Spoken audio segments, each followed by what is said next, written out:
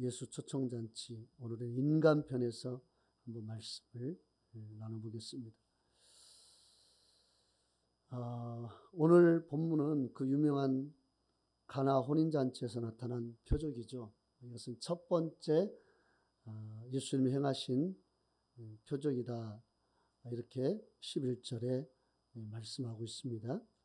이는 대단한 상징적인 의미가 있는데 이것은 하나님 편에서 다음 주에 제가 그에 관해서 말씀을 나누겠습니다. 1절 보면 사흘째 되던 날 갈릴리 가나에 혼례가 있어 예수의 어머니도 거기 계시고 라고 말씀하고 있습니다. 자, 혼인잔치가 있는데 예수님의 어머니가 미리 그 결혼식의 잔치에 가 계셨습니다. 그리고 또 3절에 포도주가 떨어진 것을 그 어머니는 미리 아셨죠. 이로 보건대 이 마리아가 혼례를 잔치를 베풀고 있는 그 사람과 그 가정과 어떤 친척 관계이든지 가까운 관계일 것이다, 이렇게 말을 합니다. 그러지 않고서야 포도주가 떨어진 것을 보통 알 수가 없는 것이죠. 그래서 예수님의 그 어머니와 가까운 친척이 혼인잔치를 하게 되었다라고 말을 하는 그러한 신학자를 볼 수가 있었습니다. 그래서 혼례에 미리 가서 돕고 있었던 것이죠. 그런데 이 혼인잔치에서 물이 포도주로 바뀐 사건은 여러 가지 난관을 극복하고 그렇게 나타난 사건임을 우리가 알 수가 있는데요. 먼저 3절 보면 포도주가 떨어진지라 이렇게 말씀하고 있습니다. 포도주가 떨어졌다. 혼례식에 잔치를 이제 베푸는데 거기에 흥을 돋우는 게 포도주인데 그 포도주가 떨어졌다. 이것은 큰 낭패가 아닐 수 없습니다. 당시 잔치의 주인에게는 수치스러운 일로 그렇게 여겨졌고, 그래서 잔치의 주인이 이 잔치의 흥을 깨버리는 그러한 것이 되었기 때문에 아주 난감한 처지에 이르게 되었던 것이죠. 자, 그 다음에 이 물로 포도주가 된 사건의 두 번째 이 난관은 3절에 보면 예수님의 어머니가 저들에게 포도주가 없다 이렇게 말씀하죠. 한마디로 이 말은 무슨 말이냐면 포도주가 없으니까 이제 예수님께서 기적을 베풀어 달라는 겁니다. 이미 이 사건 전에 예수님은 이제 요단강에서 침례를 받고 올라오실 때 성령이 비둘기같이 임함으로 인하여서 그분이 메시아임이 증명이 되었죠. 이제 뭔가 본격적인 사역을 할 때가 됐다라고 생각한 이 마리아가 지금까지는 예수님을 통해서 뭔가를 요구하지 않았지만 이제는 메시아의 그 활동할 때가 되었으니까 이제 뭔가를 요구해도 되겠다라는 그런 마음으로 포도주가 없다 이렇게 말을 하니까 예수님께서 하신 말씀이 4절 보면 여자여 나와 무슨 상관이 있나이까 내 때가 아직 이르지 아니하였나이다. 여기서 말하는 것은 죽고 부활하는 그러한 예수님의 그 놀라운 어떤 복음의 때를 말씀하고 있는 겁니다. 그러니까 한마디로 거절하신 것이죠. 근데 여기서 여자라는 말은 우리가 우리말로 본다면 대단히 어색하게 들리는 어감이죠. 그러나 이 헬라어 원어를 보면 여자여 이 말은 귀나이라는 말입니다. 이것은 귀내의 이 존칭 혹격인데요. 왕후를 부를 때나 그 다음에 사랑스러운 이 아내를 부를 때에 사용한 최고의 존칭어입니다. 그러니까 여자였을 때에 예수님께서 어머니를 최고로 높여서 부르는 말이에요. 그런데 어쨌든 간에 육신의 어머니 마리아가 예수님에게 이 포도주를 허락할 것을, 기적을 베풀어 주실 것을 요구했을 때에 예수님께서 거절하셨죠. 이것이 바로 물로 포도주를 만드는 이 첫 번째 표적의 두 번째 난관이었습니다. 세 번째는 인간적인 측면에서 볼 때에 마리아는 여러 사람이 모인 자리에서 자신의 요청이 거부당한 것입니다. 여기서 심한 불쾌감을 느끼고 그냥 이럴 수가 있느냐?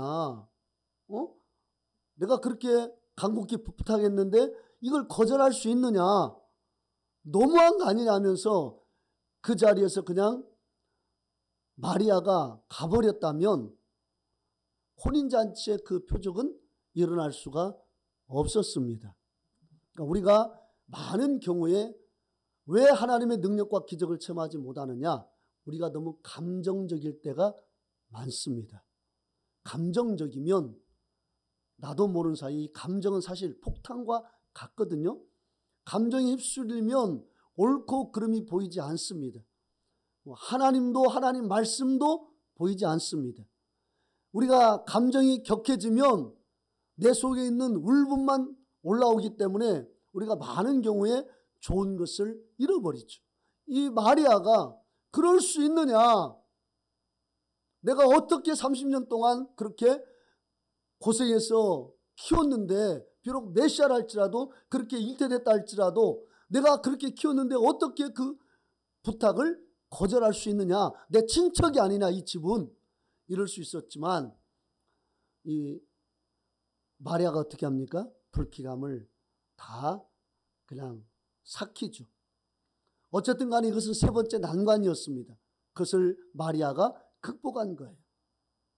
그 다음에 6절에서 7절 보면 예수님은 하인들에게 두세 통 드는 돌항아리 6을 이제 보고 거기에 물을 채우라 이렇게 말씀하시죠. 그런데 이게 5절에 보면 하인들이라고 말씀하고 있는데 이 하인들은 헬라어 디아코노스라는 말입니다. 디아코노스. 이것은 종이나 노예를 뜻하는 둘루스가 아닙니다. 그 당시에 가장 하층민에 속했던 이 종이나 노예를 둘루스라고 했는데 이것은 주인의 예속된 자를 말합니다. 주인에게 생사 여탈권이 있어요. 주인이 마음에 안 들면 죽여도 법적인 제재를 받지 않는 그러한 가장 밑바닥에 있는 종이 둘루스입니다. 그런데 여기 하인을 뜻하는 디아코노스는 어떤 의미냐면 일꾼을 뜻해요. 그래서 고린도후서 11장 23절에 그리스도의 일꾼할 때 그 일꾼이 디아코노스입니다.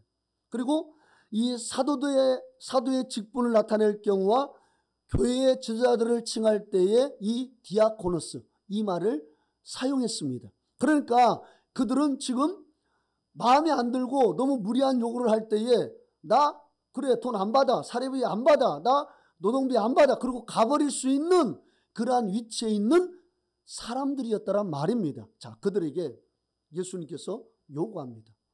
물을 돌항아리에 채우라. 두세 통 드는 돌항아리. 두세 통 든다는 것은 뭘 말하냐면요. 당시 한 통이 39리터였습니다. 한 통이 39리터면 두 통이면 몇 리터입니까? 예? 78. 여기 보니까 두세 통 드는 돌항아리예요. 두세 통. 그러니까 돌항아리 크기가 아주 크다는 것을 의미하죠. 두세 통을 부으면 약 70에서 120리터가 돌항아리 하나에 들어갑니다. 그러면 당시의 이스라엘 나라는요.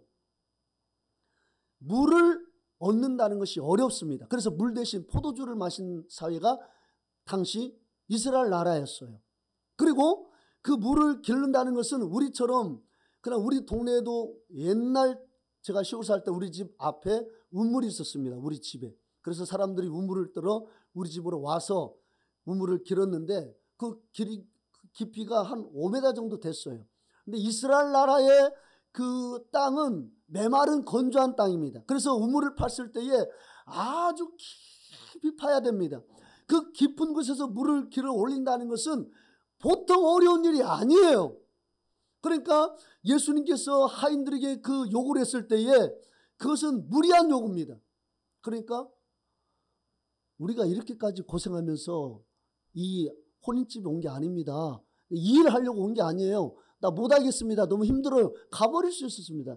이게 네 번째 난관입니다. 네 번째 난관.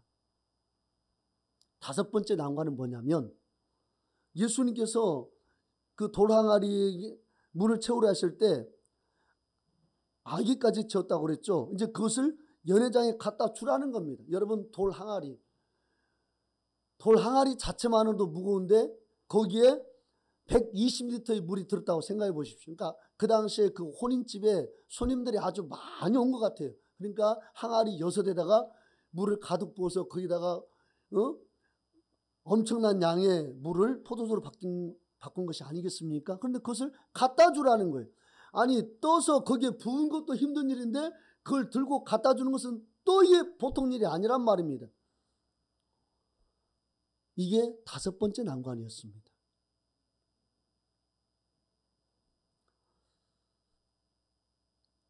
결국 이제 하인들이 말도 안 되는 그 명령에 예수님의 그 부탁, 어떻게 보면 명령이요 부탁이죠. 거기에 순종했죠. 그래서 결국 여러 난관을 극복했을 때 물이 포도주가 되었고 사람들은 인류 역사상 가장 질 좋은 포도주를 맛보게 되었던 것이죠. 그러기에 본문을 자세히 보면 예수님의 어머니의 역할이 컸고 또 물을 길러서 갖다 준 하인들의 역할도 무시 못하는 것을 볼 수가 있습니다. 여러분, 기적은 누구나 볼 수 있는 것이 아니죠. 바랄 수 없는 중에 바랄 때의 기적을 볼 수 있습니다. 아멘. 볼 수 없는 중에 볼 때의 기적을 보는 거예요. 아멘. 순종할 수 없는 중에 순종할 때에 하나님의 기적은 그 가운데 나타나는 것입니다. 바랄 수 없어. 예수님이 안 된다는 거예요. 내 때가 아직 이르지 않았다는 거예요. 그럼 보통 사람들은 아 그래요? 안타깝지만 어쩔 수가 없네. 보통 그러는데 예수님 어머니는 뭐라고 합니까? 참나 진짜 대단히 마리아가 5절 보면 아 그렇습니까? 알겠습니다. 뭐 그러면 아쉽지만 어쩔 수 없죠. 그게 5절에 기록돼야 되는데 5절에 뭐라고 기록됐어요? 그의 어머니가 하인들에게 이르되 너희에게 무슨 말씀을 하시든지 그대로 하라 하니라. 그대로 하라. 그대로 하라. 단호히 지시를 내리죠.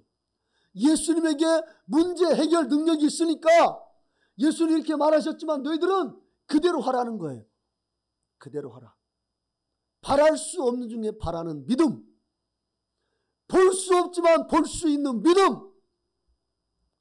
마리아에게 있었던 겁니다. 우리에게도 이 믿음이 있기를 원합니다. 기적은 그때 나타납니다. 바랄 수 없는 중에 바라고 볼 수 없는 중에 볼 때에 기적은 우리 것이 됩니다. 그러한 믿음을 통해서 기적을 체험하고 능력을 체험하고 살아계신 하나님의 역사를 체험하는 저와 여러분 되시기를 예수님으로 축원합니다. 우리에게 마리아와 같은 돌파하는 믿음이 있기를 원합니다. 내 생각을 버리기를 원합니다. 그리고 하인들처럼 예수님의 말씀이라면 무조건적인 순종이 있기를 원합니다. 예수님이 물을 채우라고 했는데 7절 보니까 하인들이 어떻게 합니까? 아귀까지 채웠다 이렇게 말합니다. 그러니까 예수님이 물을 채우라고 했을 때에 아귀까지 채우라 하신 것이 아니에요. 그냥 물을 채워라 했습니다. 그런데 하인들이 아귀까지 채운 거예요. 이 말을 그냥 문자 그대로 말한다면 물이 항아리의 꼭대기까지 차고 넘칠 정도로 채웠다. 이 말입니다. 예수님께서 어디까지 채우라고 말씀하지 않았기 때문에 그냥 하인들은 적당히 물을 붓고 갖다 줄 수 있었습니다. 그런데 그들은 적극적으로 순종하죠. 기적이 어느 때 일어납니까? 적극적인 순종을 통해서 일어납니다. 5분 기도할 거 10분 기도하고 10분 기도할 거 20분 기도하고 20분 기도할 거 30분 기도하고 하나님 앞에 내가 적극적으로 나아갈 때 하나님의 역사는 그 가운데 나타나게 되는 것입니다. 자기들이 그 무거운 돌 항아리를 들고 갈 것을 알고 있었지만 아기까지 채우는 거예요. 적극적인 순종. 하나를 하라고 하면 둘을 순종하고 둘을 하라고 하면 셋을 순종하는 이 같은 자발적이고 적극적인 순종이 기적을 배가 되게 한다는 것이죠. 그런데 사실 우리가요, 이 본문을 보면서 가나 혼인잔치의 가장 중요한 부분은 마리아의 돌파하는 믿음도 아닙니다. 물론 중요합니다. 그러나 그게 진짜 핵심은 아니에요. 그리고 하인들의 적극적이고 자발적인 순종도 이 오늘 본문이 핵심적으로 짚고 있는 내용은 아닙니다. 정말 오늘 본문에서 중요한 것은 뭐냐면 그 무엇보다도 예수님이 그 혼례식의 청함을 받았다는 사실입니다. 2절 같이 한번 읽어봅시다. 시작. 예수와 그 제자들도 혼례 청함을 받았더니 아멘. 예수님이 그 혼례식의 청함을 받았다. 그곳에 갔다. 이것이 정말 중요한 말씀입니다. 혼인 잔치집에 예수님을 초대했다는 것은요, 단순히 사람 하나를 초대한 것이 아닙니다. 어느 가정에 사람 하나만 잘못 들어와도 그 가정이 풍비박산이 나고 어느 한 사람만 그 가정에 제대로 들어오면 그 가정이 살아난 것을 우리가 볼 수 있죠. 내가 누구를 만나고 누구를 초청하느냐에 따라서 내 인생이 전혀 달라지는 것도 우리가 볼 수 있습니다. 그런데 예수님 그분을 초청했다는 것은 뭘 말합니까? 요한복음 1장을 보세요. 3절 읽어봅시다. 3절 읽어봅시다. 시작. 만물이 그로 말미암아 지은 바 되었으니 지은 것이 하나도 그가 없이 된 것이 없느니라. 아멘. 그들이 예수님을 초청할 때 단순히 그냥 사람으로 예수님을 초청했지만 거기에 오신 예수님은 만물을 창조한 창조주가 그 자리에 계신 것입니다. 우리가 예수님을 초청할 때요, 우리가 초청하는 예수님은 단순히 사람으로서 예수가 아니라 만물을 창조하신 그 창조주로서 우리가 그분을 초청하는 것입니다. 그렇기 때문에 그 어떤 것보다도 예수님을 초청한 것이 가장 그 혼례식에서 잘한 것이고 중요한 것이 바로 예수님이 그 혼례식에 있었다라는 사실입니다. 또요, 1장 1절에 보면 태초에 말씀이 계시니라 이렇게 말씀하고 있죠. 그런데 14절 보면 말씀이 육신이 되어 우리 가운데 거했다 이렇게 말씀하고 있습니다. 태초에 말씀이 계시고 그 말씀이 하나님과 함께 계셨고 이 말씀은 곧 하나님이라 그랬는데 그 말씀이 육신이 되었다. 우리를 구원하기 위해서 창조주 하나님이 육신이 되어서 오신 그분을 혼인잔치에 초대했다라는 사실입니다. 이게 정말 큰 은혜고 놀라운 것이죠. 9절 보면 참빛 되시는 그분을 초청한 것이고, 또 요한복음 6장 44절 보면 유일하신 하나님께로부터 온 영광을 초대한 것입니다. 요한복음 6장 48절을 보면 생명의 떡을 초대한 것이고, 요한복음 7장 38절을 보면 생수의 강을 초대한 것입니다. 요한복음 10장 10절에서 11절 보면 양으로 생명을 얻게 하고 더 풍성케 얻게 하시는 선한 목자를 그곳에 초대한 것입니다. 양을 위하여 자기의 목숨까지 내어놓는 생명의 목자를 그 잔치집에 초대한 것입니다. 아멘. 요한복음 11장 25절 보면 죽은 자를 살리고 살아서 믿는 자를 영원히 죽지 않게 하는 생명의 주를 그곳에 초대한 것입니다. 요한복음 14장 9절 보면 하나님 아버지를 그곳에 초대한 것입니다. 무슨 말입니까? 혼인을 창조하신 분께서 혼인집에 초대를 받음으로 그곳에 하나님의 기적이 일어나게 되었다라는 사실입니다. 여러분, 우리 삶에 우리가 누구를 초청해야 될까요? 예수 그리스도. 아멘. 예수 그리스도. 예수 그리스도를 초청하면 우리 삶에 잔치가 일어납니다. 풍성한 은혜가 예수님과 함께하기 때문에 그렇습니다. 포도주가 떨어진 곳에 예수님을 초청하여 기적이 일어났습니다. 포도주가 떨어졌어요. 원치 않지만 포도주가 떨어졌습니다. 우리 삶에 우리가 살다 보면 떨어지는 때가 있습니까? 없습니까? 있습니다. 시험에서 떨어지고, 사업에서 떨어지고, 원하는 가정에서 떨어지고, 건강에서 떨어지고, 친구 관계에서 떨어지고, 내가 꿈꾸던 그 비전이 떨어지고 내가 그렇게 원했던 삶의 방식이 떨어지고 우리가 살다 보면은요 이렇게 떨어지는 그런 여러 가지 일들을 경험할 때가 있습니다. 원치는 않지만 좋은 환경에서 떨어져 내가 원치 않은 그 안 좋은 환경에서 내가 고민할 때도 있습니다. 그럴 때 우리가 인간의 방법을 동원해 보지만 한계가 너무나 분명합니다. 그러나 예수 그리스도는 떨어질 때 떨어지지 않게 하시고 떨어진 곳에서 다시 이렇게 세우시는 분이 예수 그리스도십니다. 넘어진 자리에서 다시 세우시고 우리가 포기한 자리에서 우리를 새로운 길로 열어주시는 분이 예수님이십니다. 예수님은 능력의 주님이십니다. 기적의 하나님이십니다. 모든 것을 가능케 하십니다. 그래서 우리가 예수님을 믿습니다. 내가 할 수 있는 것만 해주는 분이 예수님 아니십니다.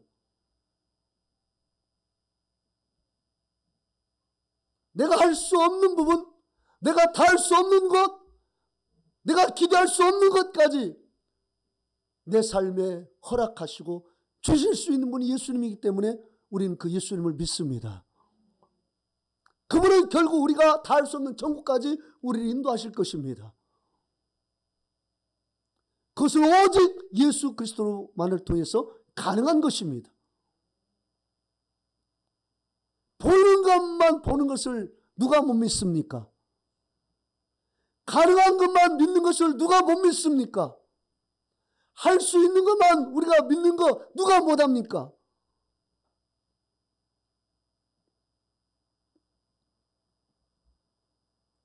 우리 주님은 없는 것을 있게 하시는 주님이심을 믿습니다. 바랄 수 없는 중에 바라게 하시고 볼 수 없는 것을 보게 하시고 꿈꿀 수 없는 것을 꿈꾸게 하시는 주님이심을 믿습니다. 우리가 살다 보면은요, 물이 떨어지고 양식이 떨어지고 우리의 꿈도 떨어지고 희망이 떨어지고 소망이 떨어질 때가 있습니다. 그로 인하여서 우리가 낙심에 떨어지고 절망에 떨어지고 고독에 떨어지고 우울감에 떨어지고 하염없이 떨어질 때가 있습니다. 정말 그래요. 살다 보면은요, 내가 원하는 것에서 떨어지면 내가 원하지 않는 것에 떨어지더라고요. 안 그렇습니까? 내가 원하는 것이 이루어지지 않으면 원하지 않는 것에 떨어져요. 그래서 사람이 계속 어둠 속으로 빨려 들어가는 겁니다. 소울의 그 깊은 곳 속으로 떨어지는 거예요. 예전엔 내가 그렇지 않았는데 뭔가 계속된 떨어짐을 겪다 보니까 결국 내가 원하지 않는 것이 계속 떨어지는 거예요. 그래서 사람들이 살면서 그것 때문에 괴로워하고 그것 때문에 그냥 힘들어하고 그것 때문에 살아가는데 많은 고통을 느끼는 것입니다. 그러나 그곳에 예수님을 초청하면 우리 인생은 달라집니다. 저는 그렇게 믿습니다. 내가 그 떨어진 곳에 하나님, 내가 지금 떨어져 있습니다. 내 자신감도 떨어졌고 내 자존감도 떨어졌고 그러다 보니까 낙심에 떨어져 있고 절망에 떨어져 있습니다. 이게 솔직한 내 모습입니다. 주님. 그러나 나 이렇게 살아가는 걸 저 원치 않습니다. 주님이 제게 주신 것은 이게 아니잖아요. 생명을 얻게 하고 더 풍성하게 얻게 하는 것이 주님이고, 주님이 그래서 이 땅에 왔다라고 말씀했잖아요. 주님, 저 생명 속에서 살고 싶습니다. 생명의 은혜를 누리면서 살고 싶습니다. 예수 그리스도의 나라는 보리떡 5개와 물고기 2마리로 5,000명이 넘고도 남게 하는 그 나라가 예수님의 나라입니다. 그 나라는 폭풍을 잔잔케 하는 나라고, 그 나라는 죽은 자를 살리는 나라입니다. 그 나라는 질병이 없는 나라고, 그 나라는 불가능을 가능케 하는 나라입니다. 예수 그리스도의 나라는 그런 나라입니다. 저는 그 나라의 속성에서 살고 싶습니다. 여러분도 그러한 은혜가 있기를 원합니다.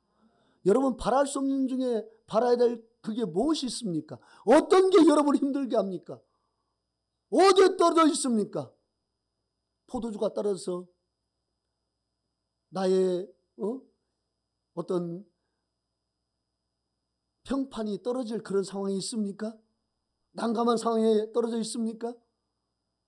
그러나 그곳에 예수님을 초청한다면 새로운 은혜가 그 가운데 함께할 것을 저는 믿습니다. 마귀는요, 좋은 것도 나쁘게 만듭니다. 마귀는요, 참수하는 자입니다. 마귀는 미혹하는 자입니다. 마귀는 거짓말하는 자입니다. 그래서 우리 마음속에 거짓말을 심어줘요. 낙심된 마음을 심어줍니다. 너는 못났고, 너는 안 되고, 너는 할 수 없고, 네 삶은 그것밖에 안 되고, 너는 나아질 기미가 없고, 늘 우리 마음속에 절망을 줘서 우리로 건강을 잃어버리게 하고 삶을 잃어버리게 합니다. 꿈꿀 수 있는 것을 꿈꿀 수 없게 만들어버립니다. 마귀에게 젊음을 바쳐보십시오. 그 사람의 인생을 파괴해버립니다. 그렇게 번듯하고 잘나갔던 그 청년이 마귀에게 인생을 내놓는 순간 그 인생이 완전히 박살나버립니다. 저는 그런 거 많이 봤습니다. 마귀는 우리 인생을 못쓰게 만듭니다. 우리 인생을 저주 가운데 거하게 만들어요. 하지만 주님은 못쓸 것 같은 인생도 다시 세워놓는 주님이십니다. 가늠하다 현장에서 잡힌 그 여인을 누구도 그 여인의 가능성을 보지 않습니다. 그저 돌맞아 죽을 죄인으로만 사람들이 취급합니다. 그러나 예수님은 그 다음 것까지 보셨습니다. 이 여인이 용서받으면 앞으로 하나님을 위하여 하나님 나라를 위해서 놀랍게 쓰임받을 것을 주님은 그걸 보셨습니다. 그러니까 주님이 거기서 말씀하십니다. 죄 없는 자가 돌로 치라. 누구도 그 예수님의 말씀 앞에 감히 돌을 들 수가 없었습니다. 그 여인이 그 다음부터 죄를 지면서 살았을까요? 주님 말씀하시죠. 이제 후로는 더 이상 죄를 짓지 말아라. 더 이상 그 죄에 빠지지 말아라. 그러면 그 여인이 다시 그 죄에 빠졌겠습니까? 아니요. 죽으려다 살아났는데 어떻게 다시 옛날로 돌아갈 수 있습니까? 그 여인은 분명히 이제 예수 그리스도와 그분의 나라를 위해서 살았을 것입니다. 쓸모없는 그 여인이 쓸모있는 인생으로 바뀐 거예요. 삭개오를 보십시오. 민족의 고요를 빨아서 자기 배를 불리던 인간이 삭개오였습니다. 세리장이었죠. 그러나 예수님이 어떻게 합니까? 그를 속히 초대하죠. 속히 데려와라. 그러니까 삭개오가 그게 너무나 감격해서 급히 데려와서 예수님을 영접하죠. 예수님이 어떻게 합니까? 오늘 내가 네 집에 가서 먹고 자고 해야 되겠다. 이건 정말 엄청난 일입니다. 죄인의 집에 함께 유한다는 것은 내가 죄인이 되겠다라는 말이에요. 그래서 유대인들은 그런 사람과 함께 자지 않습니다. 근데 예수님이 기꺼이 그 죄인 집에 들어가서 같이 먹고 마시는 거예요. 그 뒤로 삭개오가 어떻게 살았겠습니까? 그 인생이 변화되지 않겠습니까? 예수님의 따뜻한 사랑을 맛본 삭개오, 예수님의 초청을 받은 그 삭개오, 자기 집으로 초청한 그 삭개오. 여러분, 물로 포도주를 만드는 이 사건의 가장 중요한 것은 그곳에 예수님을 초청했다는 사실입니다. 여러분, 우리 예수님을 날마다 초청합시다. 날마다 예수님, 주님 환영합니다. 물론 내 안에 성령으로 계시지만 그러나 우리는 그걸로 만족할 수 없어요. 이곳에 가득 계신, 임재에 계신 예수 그리스도의 그 임재를 우리는 맛보기를 원합니다. 우리가 그냥 막 그 임재 안에서 그냥 하나님의 은혜를 누리는 그 예배를 저는 사모합니다. 우리는 날마다, 시마다, 때마다, 어려울 때마다, 힘들 때마다, 믿음이 떨어질 때마다 그 자리에 예수님 초청해야 됩니다. 예수님, 내가 지금 믿음이 떨어져 갑니다. 예수님, 내가 지금 예수님 환영합니다. 예수님, 지금 나에게 믿음을 주세요. 아멘. 왜 그런지 아십니까? 마지막 라오디게아 교회는 예수님이 밖에 있습니다. 예수님 문 밖에서 두드리고 계세요. 내가 문을 두드릴 때 문을 열면 내가 그로 들어가서 먹고 그는 나로 더불어 마실 것이다 이렇게 말씀합니다. 그런데요, 그 문은 특징이 있습니다. 밖에서는 열 수가 없어요. 라오디게아 교회의 그 닫힌 문은 밖에서는 열 수가 없어요. 문고리가 없단 말이에요. 안에서만 문고리가 있어요. 문잡이가 있습니다. 안에서 열 때만 들어갈 수 있어요. 내가 내 마음을 열지 않으면 하나님 늘 밖에 있습니다. 내가 안에서 문을 열 때만 주님이 그때만 들어오실 수 있어요. 주님은 지금도 두드리십니다. 여러분 인생에 어떤 곳이 어떤 어두운 부분이 있습니까? 그곳에 예수님을 초대하십시오. 우울한 마음이 듭니까? 그 우울한 마음에 예수님을 초대하십시오. 낙심스러운 것이 있습니까? 거기에 예수님을 초대하십시오. 무슨 기도 제목이 있습니까? 거기에 예수님을 초대하십시오. 그리하여 물이 포도주로 된 그 놀라운 은혜를 우리의 삶 가운데서 많이 경험하시기를 주의 이름으로 축원합니다.